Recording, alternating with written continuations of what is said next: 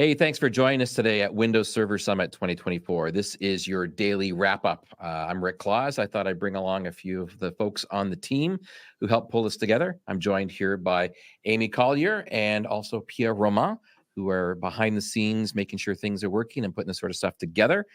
Uh, we have got a couple of housekeeping items we want to make sure that we covered with you, just to make sure you get the best experience possible during the Windows Server Summit 2024. The very first thing is this is interactive. These videos have the people that presented that content, the engineering teams and members of the community and our friends over at Intel.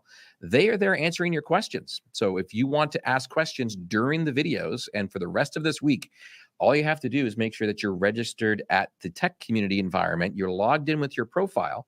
And then each one of those individual sessions has a questions area at the bottom where you can go ahead and ask questions about the topic or about the event in general. So you can't do that unless you're asking those questions and unless you're registered. We have a little bit of a YouTube chat session going on during the live broadcast scheduled time as well. That's only available during that time slot. But these questions and answers are available all throughout the entire week until we close things off on Friday, the 29th of March. Now, other piece of housekeeping I want to mention is the registration. You can register at windowsserversummit2024.com, and that will put you onto a list that allows us to contact you to give you access to downloadable slides and additional resources after the event. Don't worry. This is not spam. We're not going to be inundating you with a whole bunch of different sort of stuff. This is only stuff specifically related to the Windows Server ecosystem and to the event and the content we're talking about there. So it's free. Go ahead and register. Get access to some of those post-event content that we'll be sharing. Now, people have been asking in the Q&As, where can I get those videos? And so I'm going to pass this over to Pierre to talk a little bit about the YouTube integration and how we're handling that. So yes, Rick, the event is hosted on Technical Communities. However, all of the videos are being streamed through YouTube, which means immediately after the stream is ended, so after each session, that content is immediately available for on-demand viewing. Plus, on our site, please like and subscribe.